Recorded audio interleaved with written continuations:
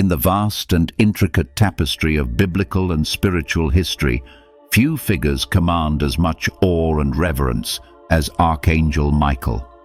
His name, Mikael in Hebrew, translates to a question, who is like God? Not as a query of curiosity, but a thunderous declaration of divine supremacy. It is a rhetorical battle cry, a celestial rebuke hurled against pride and rebellion. From the earliest pages of Scripture to the apocalyptic visions of Revelation, Michael appears not just as a messenger or a servant, but as a warrior, heaven's chief commander, the Prince of Angels, and the one who stands on behalf of God's people in the most decisive cosmic battles. Michael's presence in the Bible is not frequent, but it is powerful and definitive. His name appears directly 5 times in the canonical texts, yet each time he appears, he leaves a mark of unmatched strength, authority, and divine justice. Unlike other angels who serve as messengers, like Gabriel, who announces births and revelations, Michael is portrayed in combat, in confrontation, in advocacy. He is the one who wars. He is the one who rebukes. He is the one who casts down the dragon. In the book of Daniel, Michael is introduced not as a gentle guide, but as a celestial prince, a protector of nations. In Daniel 10, the prophet is told that Michael came to help the angel battling the prince of Persia, a dark spiritual force influencing earthly empires. This wasn't just about Israel. This was about the unseen chessboard of global dominion. Spiritual warfare is real, and Michael is heaven's spearhead in that invisible war. Later in Daniel 12, we are told that, "At that time Michael shall arise, the great prince who has charge of your people, and there shall be a time of trouble, such as never has been." These words point forward, toward a time of tribulation and final judgment. Michael doesn't just fight personal battles. He is destined to rise in the final conflict of history. His is an eschatological role, a figure interwoven with the fate of nations and the destiny of the cosmos. Fast forward to the New Testament, and we see Michael again in Jude chapter 9, an unusual and provocative scene. Michael is disputing with the devil over the body of Moses. Why would this confrontation occur? Why is there a struggle over a corpse? The text doesn't elaborate, but Jewish tradition is rich with possibilities. One theory is that Satan, the accuser, sought to claim Moses' body as evidence of failure or rebellion, while Michael, operating under divine authority, rebuked him and secured the body for a purpose unknown to us, but known in heaven. Notice the humility. Michael does not rail against Satan in arrogance. He simply says, "The Lord rebuke you." Even at the height of conflict, Michael honors the chain of divine command. But perhaps the most epic depiction of Michael comes in Revelation 12, a thunderous, dramatic vision that stretches across the heavens.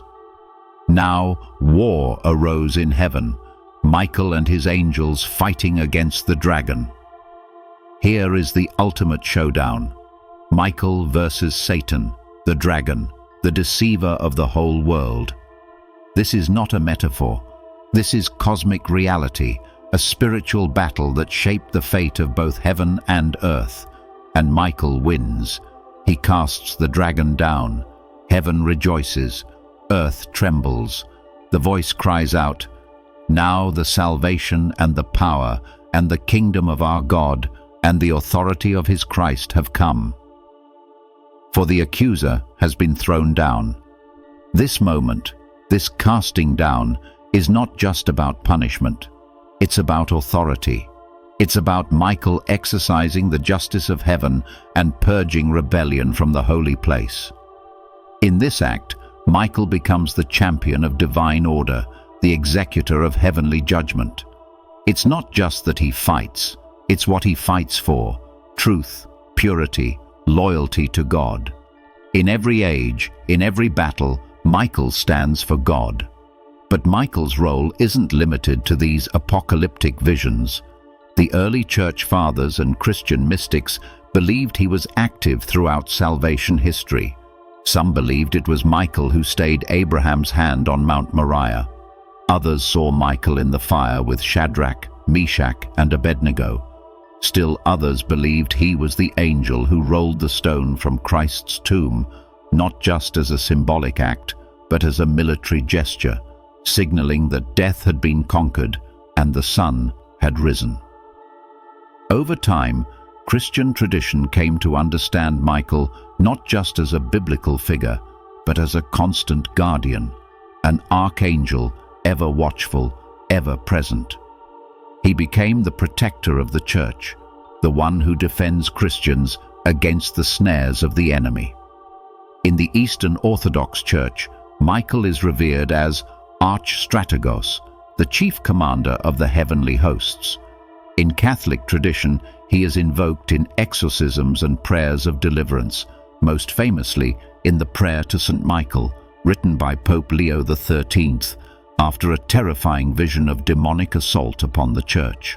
As the centuries unfolded after the closing of the New Testament canon, the figure of Michael the Archangel only grew in power and prominence across the developing traditions of Christianity.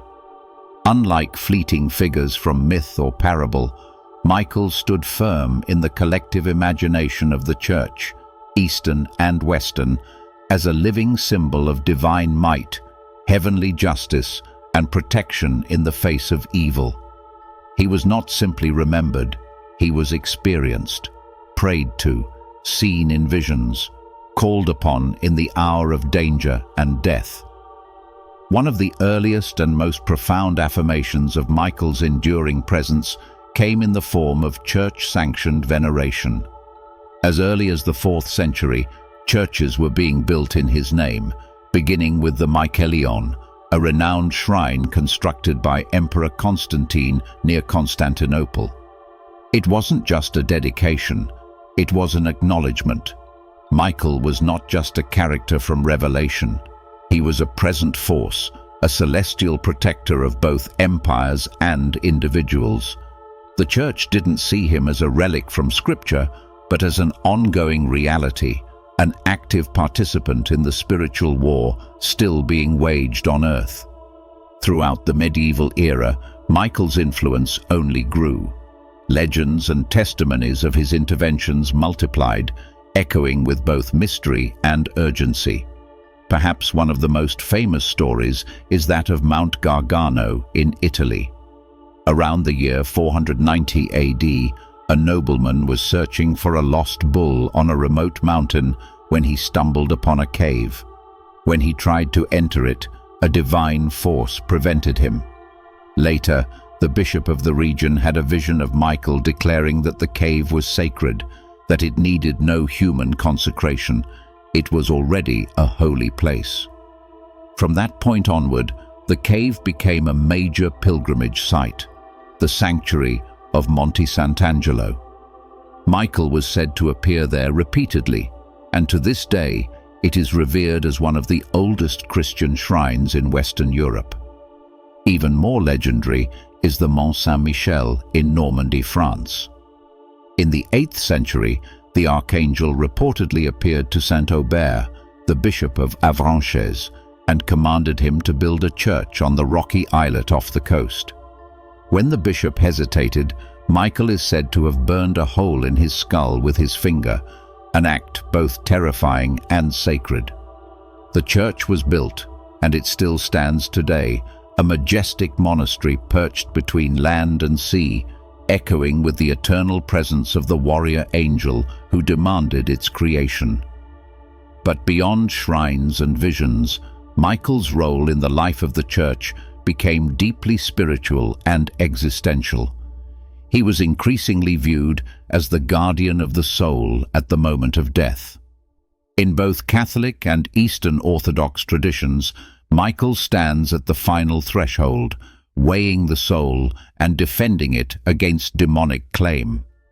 Icons and illuminated manuscripts depicted him holding scales, balancing the good and evil deeds of a soul, sometimes with a sword in hand, ready to strike down the accuser.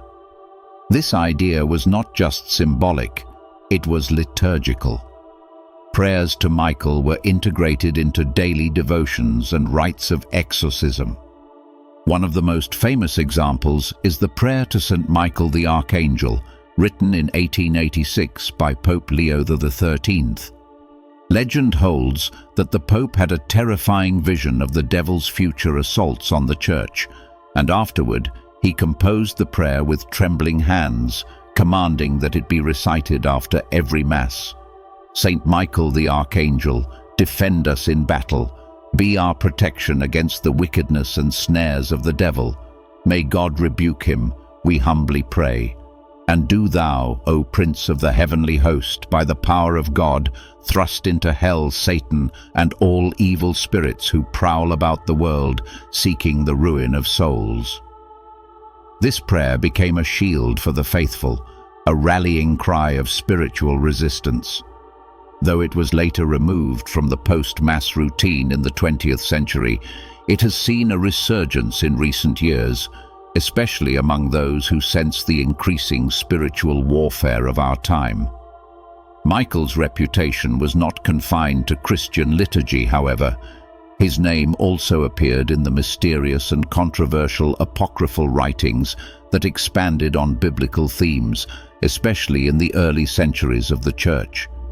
In texts like the Book of Enoch, Michael is portrayed as the guardian of Israel and the angel who will bind the watchers, the fallen angels who corrupted humanity. He is even given a future role in overseeing the Day of Judgment, where he stands with Gabriel, Raphael, and Uriel to execute divine justice.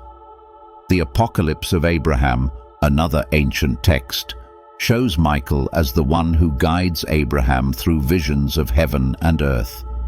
In the Assumption of Moses, he is again shown disputing with Satan, reinforcing the idea that Michael operates in hidden cosmic dimensions where the fate of humanity is often decided without mortal knowledge. But Michael's reach didn't stop at ancient texts or medieval visions. Throughout church history, saints and mystics have reported encounters with him, moments that shaped their missions and reaffirmed his role as a divine protector. St. Joan of Arc, the French heroine and saint, claimed that Michael was the one who appeared to her, encouraging her to lead France in a time of despair and foreign occupation. She spoke of his voice with reverence and awe, saying he gave her the courage to fulfill God's calling. Likewise, Padre Pio, a 20th century Catholic mystic and stigmatist, had a profound devotion to St. Michael. He directed the faithful to make pilgrimages to Monte Sant'Angelo and credited the Archangel with numerous miracles of healing and deliverance. To Padre Pio, Michael was not a distant figure of legend, but a personal warrior who intervened in the darkest moments of human suffering. And so, from the deserts of the Bible to the marble churches of Europe, from ancient scrolls to modern prayers, the figure of Michael transcends time. He is not a passive observer. He is a force, a presence, a divine reality that bridges heaven and earth, fighting battles we cannot see, but whose outcomes shape our lives. He has never been just a symbol of strength. He has been strength itself, manifest in flame and light. In a world fractured by war, chaos, temptation, and despair, Michael's sword still burns. His question still echoes. Who is like God? And to that question, no demon, no dragon, no earthly power has ever been able to respond. To understand the full scope of Archangel Michael's significance, one must dive into the world of angelology, the theological study of angels. In Christian theology, angels are not merely decorative figures perched on the edge of clouds. They are fierce, intelligent, purposeful beings, organized into heavenly hierarchies and assigned specific roles by God Himself. Within this celestial order, Michael stands at the very top, the leader of the armies of heaven, the prince of the seraphim, the protector of souls, and the enforcer of divine will. According to classical Christian angelology, particularly that which emerged through thinkers like Pseudo-Dionysius the Areopagite, Thomas Aquinas, and others, angels are divided into 9 choirs, arranged in 3 triads. Each choir has a specific function. The seraphim and cherubim remain closest to God's throne. Dominions and virtues oversee the mechanics of the cosmos, and powers, principalities, and archangels interact more directly with the world of men. Michael, although often called an archangel, functions on a much higher level than his title suggests. He is more than a messenger. He is a commander, a guardian, a divine general. St. Thomas Aquinas, in his Summa Theologiae, speaks of Michael as the chief prince of the heavenly host, identifying him with the angelic power that defeats evil and resists spiritual corruption. In Aquinas' framework, Michael's battles are not metaphorical. They are part of the eternal cosmic war between good and evil, between God and Satan, where human souls are the territory over which this war is waged. Michael's intervention in that war is both protective and punitive, filled with love for God's people, but also with the terrifying majesty of divine justice. His very name, "Who is like God?" is a theological challenge, a reminder that pride, the original sin of Lucifer, will always be humbled by the reality of God's sovereignty.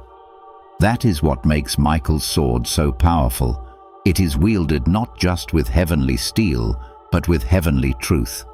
His victories are not only physical, but ideological. Every time he casts down darkness, he reminds creation that no creature can rise above the Creator. This powerful theological image has deeply influenced Christian art across the centuries. In cathedrals, chapels, and monasteries, from the Romanesque to the Gothic, from the Renaissance to the Baroque, Michael has stood tall in stained glass, frescoes, marble, and canvas. He is almost always depicted in the same iconic posture, a young, radiant warrior in armor, often with wings outstretched like a living flame, one foot pressed firmly on the chest or neck of the devil, depicted as a dragon or a grotesque fallen angel, his sword or spear pointed downward in triumph. In some depictions, he holds a pair of scales in one hand, weighing souls or deeds, connecting him to the last judgment and the fate of mankind. In others, he carries a banner bearing the cross of Christ, symbolizing his role as the herald of God's victory over sin and death. His facial expression is never cruel or arrogant. It is serene, noble, and determined, as if he is perfectly at peace in his role, knowing he fights not for ambition, but for righteousness. The Renaissance brought some of the most breathtaking depictions of Michael. Artists like Raphael, Guido Reni, and Luca Giordano rendered him with exquisite detail, often casting him in dazzling armor and portraying the moment of Satan's defeat as a scene of celestial choreography. Guido Reni's famous St. Michael Vanquishing Satan, 1636, housed in the Santa Maria della Concezione in Rome, is one of the most reproduced images of the Archangel. In it, Michael appears almost ethereal, youthful, glowing, stepping gently on the writhing form of Satan, his face calm and composed. The message is clear. Righteousness does not need to rage. It needs only to stand. But it wasn't just the great cathedrals of Europe where Michael's presence was felt. In Eastern Orthodox iconography, his depiction is infused with Byzantine spirituality. Icons show him robed in imperial garments, standing with a scepter or orb, as well as a sword or scroll, symbolizing both divine authority and divine law.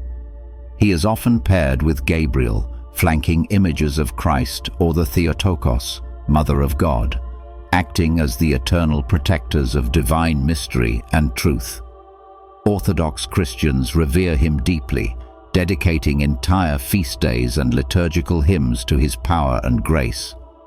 Even in places where literacy was limited and theology inaccessible to the common man, Michael's image communicated something universally understood: strength, justice, and holy vengeance against evil. He was a comfort to the oppressed, a terror to the wicked. When plagues struck Europe, when wars ravaged cities, when heresies tore through the church, people turned to Michael. In processions and chants, they called on him to stand with us in the day of battle. His cult, meaning his following, not a modern misuse of the term, was one of the most widespread in Christendom. From Ireland to Ethiopia, from Russia to Spain, churches bore his name and traditions told of his appearances. In the Ethiopian Orthodox Church, Michael is not only honored on specific feast days, but is also believed to intercede regularly for the faithful. Devotees often fast, pray, and make pilgrimage in his name, believing he can ward off misfortune and rescue those in demonic bondage. Even outside Christianity, Michael's figure sometimes bleeds into cultural stories and legends. In Islamic tradition, he is known as Mikael, one of the great archangels of Allah. Though his role is different, he is said to provide nourishment to bodies and souls, to bring rain and thunder. There is still a trace of that same divine authority and heavenly rank. And in the age of spiritual resurgence, Michael is experiencing a kind of renaissance. In films, books, and art, he continues to inspire fascination. But perhaps more importantly, in this chaotic world filled with uncertainty and evil, his archetype speaks louder than ever: a protector who does not flinch, a warrior who does not waver, a heavenly being who stands guard at the edge of eternity and earth, where light meets shadow and battles rage unseen. Michael is not just a relic of biblical days or a figure for old churches. He is a reminder that divine justice is not a passive concept. It is an active force. His sword is not sheathed. His eyes are not closed. He still leads. He still fights. And whether or not we see him, the battle continues. And Michael, as always, stands at the front. If Michael's name evokes strength and justice in the present, it evokes something far more cataclysmic in the future: judgment, power, final reckoning. For many believers across Christian denominations, Michael is not just a warrior of the past. He is the harbinger of the future, the angel who stands at the edge of time itself, watching as the final chapters of human history are written by the finger of God. To understand this, one must turn to the eschatological visions of Scripture, particularly the book of Revelation. We revisit Revelation 12, a dramatic moment in heaven's history and arguably its most defining battle. Michael and his angels fought against the dragon, and the dragon and his angels fought back. But he was not strong enough, and they lost their place in heaven. The great dragon was hurled down, that ancient serpent called the devil, or Satan, who leads the whole world astray. This passage is layered with meaning. Some scholars interpret this as a moment that happened at the fall of Lucifer, when Michael cast him down before creation's full unfolding. Others view it as a future event, part of the Great Tribulation, when Satan will finally lose access to the heavenly realm and be thrust into the earth in wrath. In either case, the central figure of action is Michael. Heaven doesn't send armies without a leader, and that leader, chosen, anointed, unflinching, is Michael the Archangel. And this is only the beginning. Christian eschatology points to a future time of unprecedented conflict: the rise of the Antichrist, the reign of deception, and the global confrontation between the kingdom of God and the forces of darkness. This is where Michael's role becomes both terrifying and thrilling. According to Daniel 12:1, "At that time Michael shall arise, the great prince who has charge of your people, and there shall be a time of trouble such as never has been." These are not poetic exaggerations. This is divine intelligence about the climax of human history. And in the midst of the chaos, Michael stands. The Hebrew phrase used in Daniel implies military mobilization. He stands up, not in passive observation, but in active readiness. He arises to protect the people of God, to wage war against the onslaught of evil, and to fulfill his role as the cosmic defender. In some Christian teachings, especially those aligned with dispensational or premillennial eschatology, Michael is directly involved in the final battle known as Armageddon. This isn't symbolic language. This is battlefield talk. It is believed that Michael will lead the heavenly hosts when Christ returns, sword unsheathed, eyes like fire, to confront the beast and false prophet and throw them into the lake of fire. While Christ leads the charge, Michael commands the ranks. He is the general beneath the King of Kings. But eschatology doesn't just place Michael in future war zones. It also places him at the moment of personal endings, at death.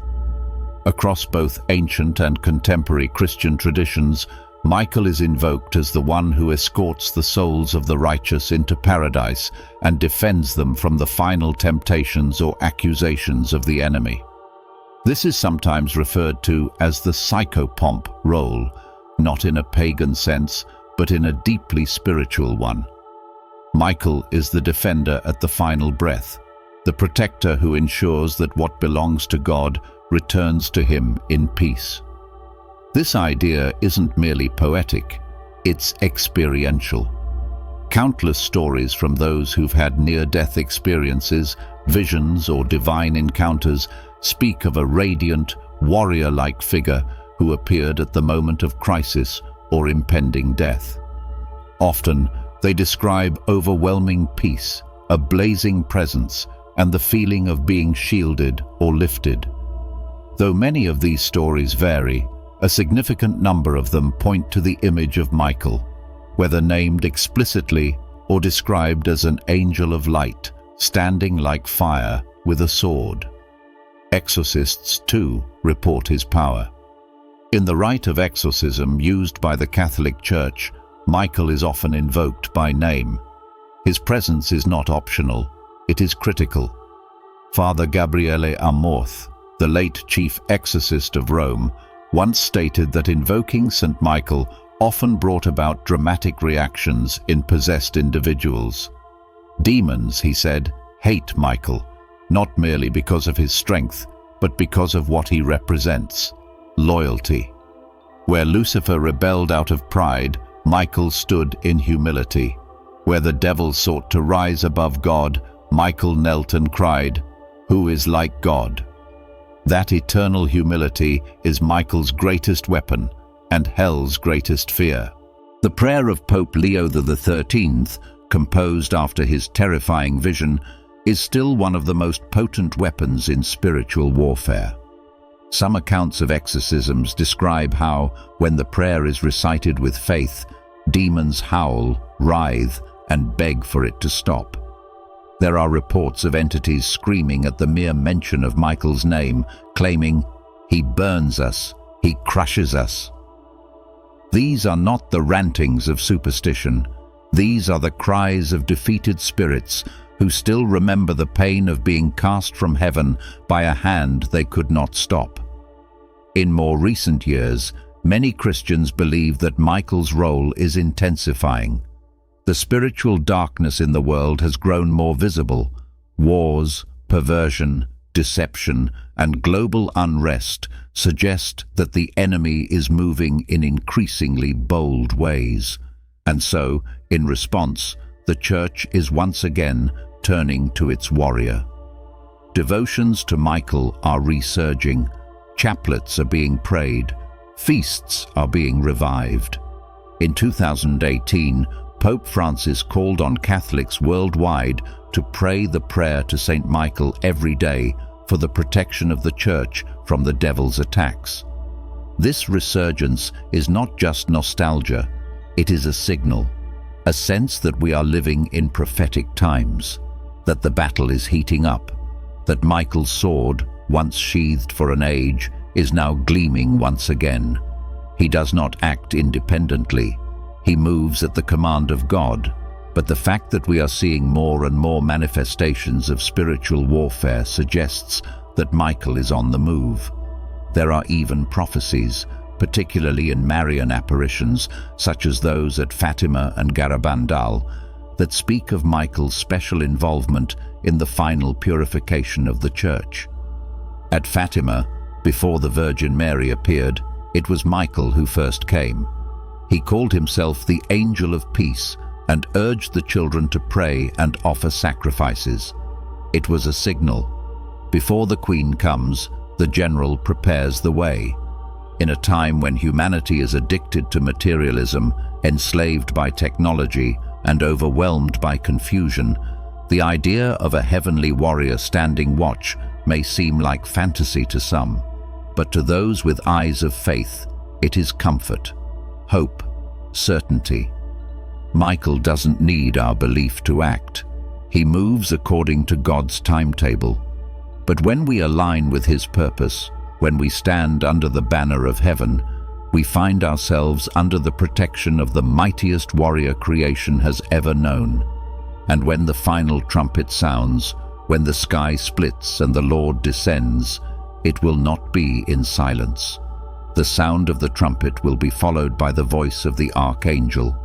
That voice, according to 1 Thessalonians 4:16, will raise the dead. Think about that. The shout of Michael will pierce time and call the righteous from their graves.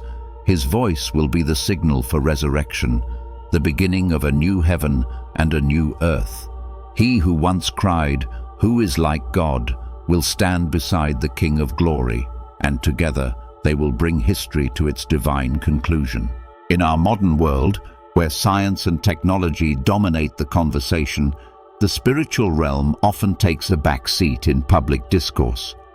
Yet, despite this cultural shift, belief in angels, and especially in Archangel Michael, remains not only intact, but growing.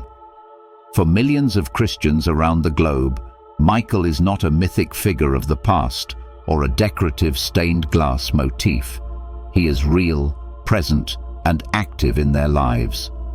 Across denominations, Catholic, Orthodox, Protestant, Charismatic, and Evangelical, Michael remains a name invoked in times of fear, crisis, and spiritual warfare.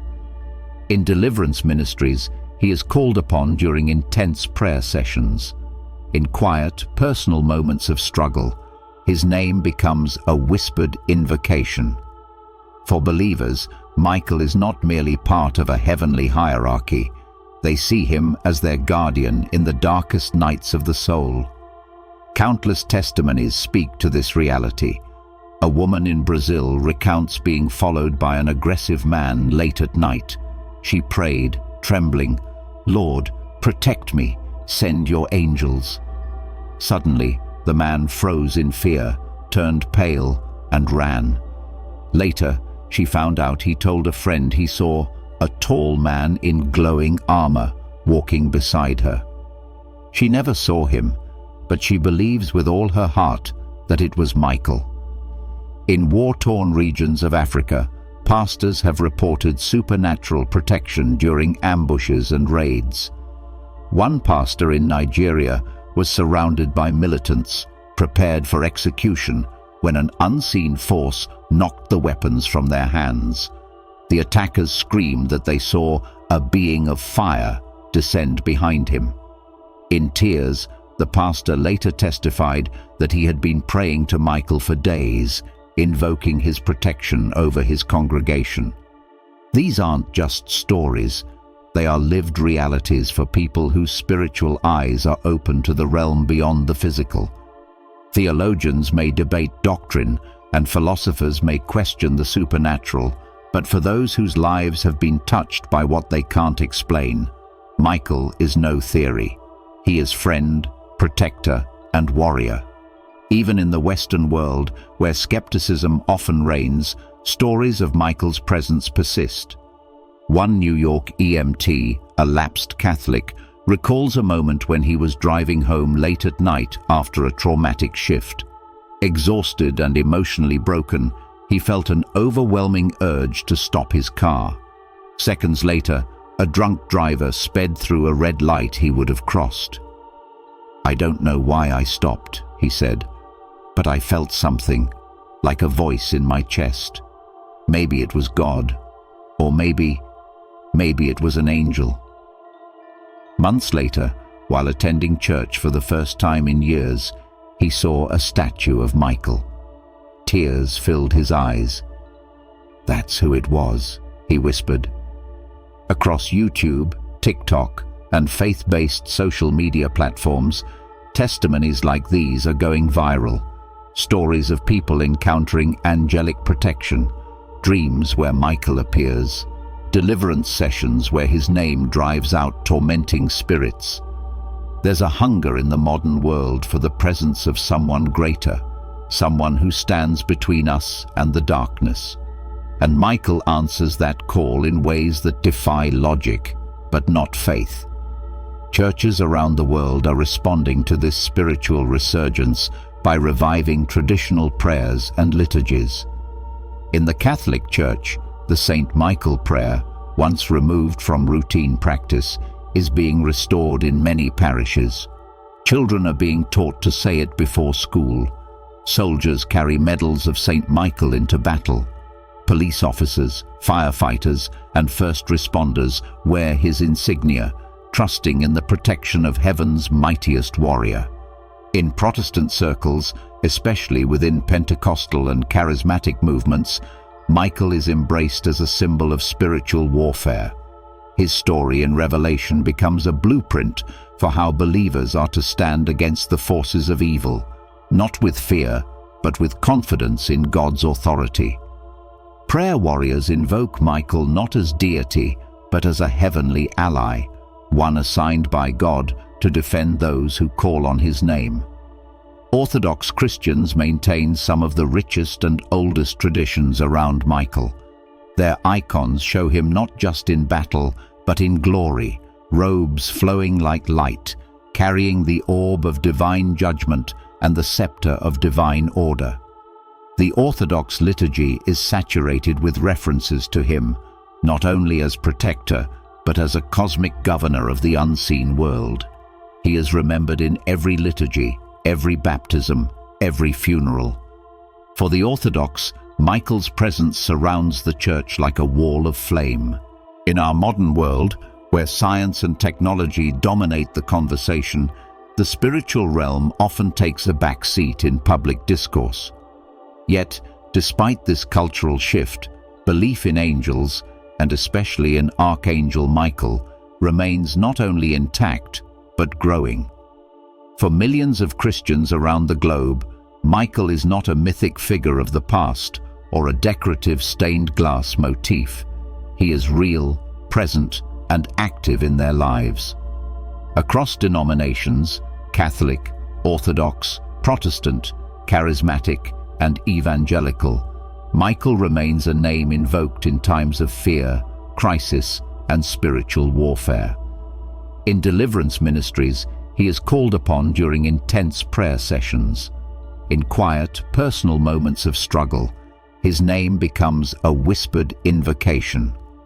For believers, Michael is not merely part of a heavenly hierarchy. They see him as their guardian in the darkest nights of the soul. Countless testimonies speak to this reality.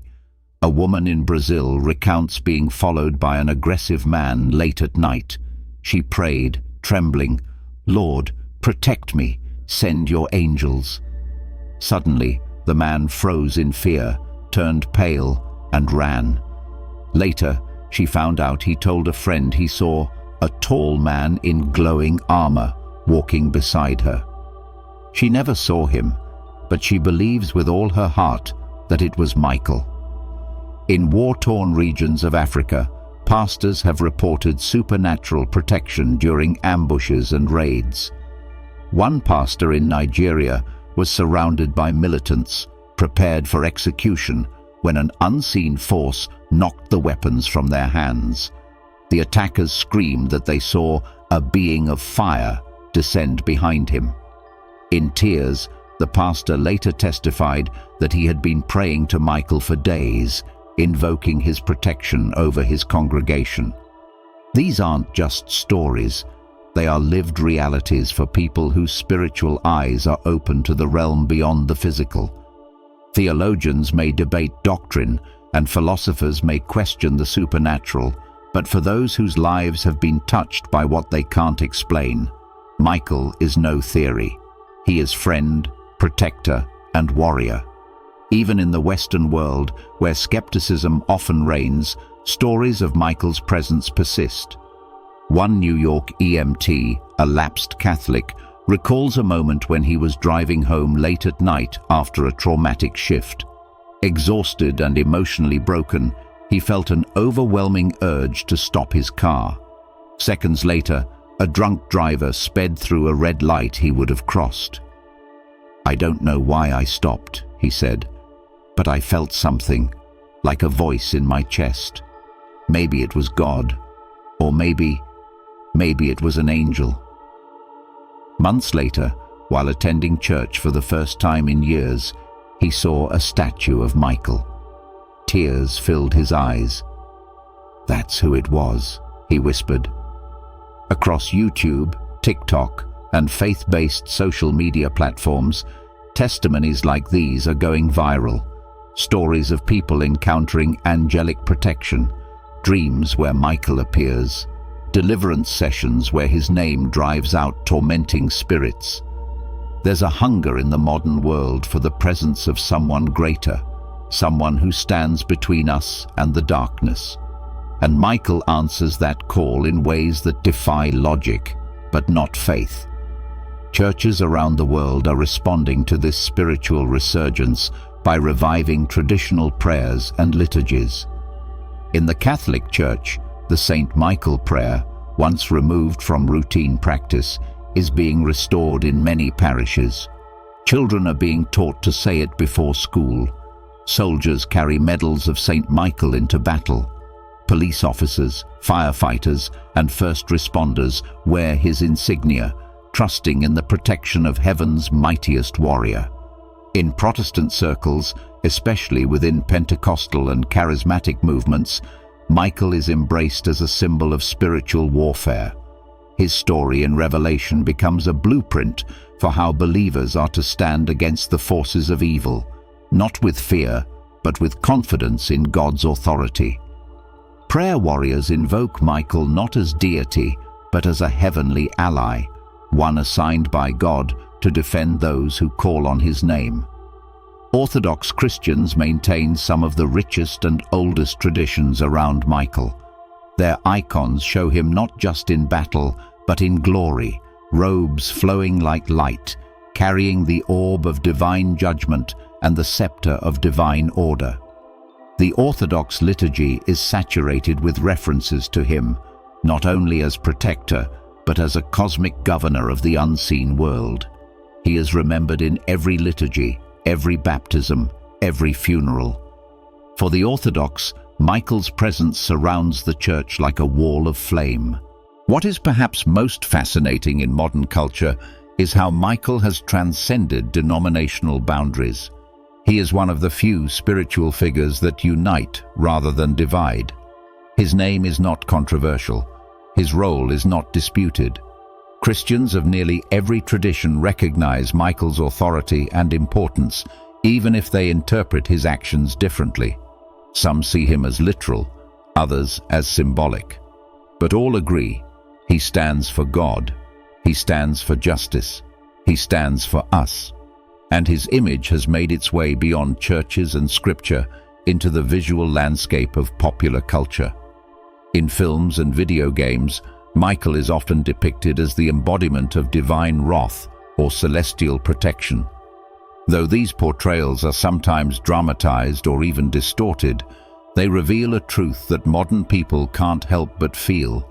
There's something ancient, powerful, and magnetic about the idea of a warrior angel who defends the world from darkness. What is it that makes Michael so universally resonant? Perhaps it is because he is not ambiguous. He does not straddle the line between good and evil. He doesn't philosophize in the shadows. He charges forward, sword drawn, declaring that God alone is supreme. In an age where moral confusion and spiritual compromise are rampant, Michael represents clarity, purpose. He reminds us that righteousness is worth fighting for, and that heaven has not left us defenseless. He is a model for spiritual warriors today. He doesn't rely on his own strength, but on the authority of God. He doesn't act out of vengeance, but out of divine justice. He doesn't fear the enemy, because he knows who sent him. His power flows not from ambition, but from obedience. And that obedience makes him fearless. That is why believers keep praying to him, not to worship him, but to stand beside him, to draw courage from his example, to remember that we are not alone. Because even now, Michael is still fighting. In the spiritual realm, unseen by mortal eyes, he is resisting the advances of evil, holding the line, guarding the church, escorting the dying, defending children, strengthening the broken. And somewhere, in the quiet battlefields of our hearts, he is reminding us that the war is real, but so is the victory. And so the cry still goes up. Saint Michael the Archangel, defend us in battle.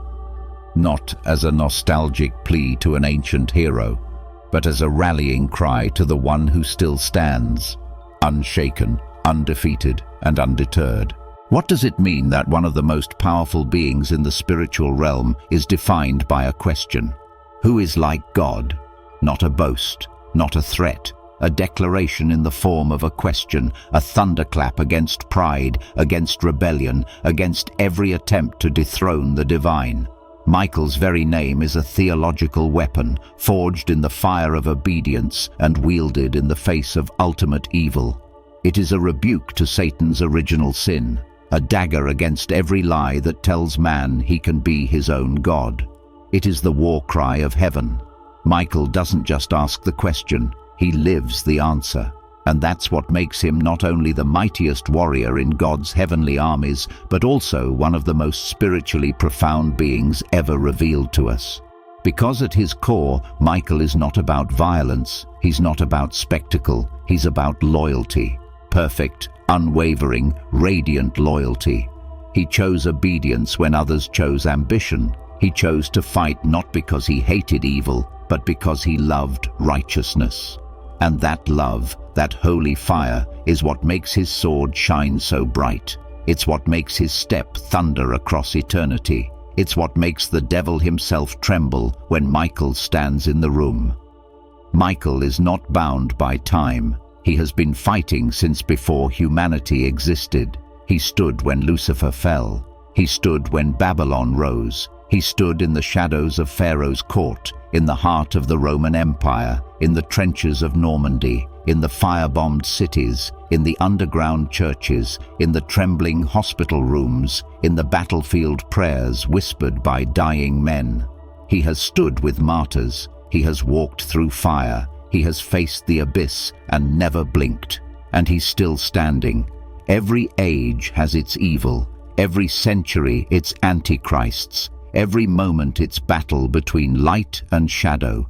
And yet the presence of Michael remains constant, a burning tower in the fog, a voice like thunder in the silence of oppression, a sword drawn when all seems lost. But what does this mean for us?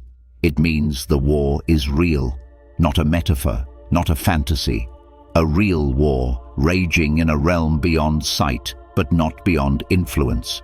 A war that touches our politics, our culture, our homes, our thoughts, our souls. A war for truth, for goodness, for love. And if Michael fights, it means we are part of something far greater than ourselves.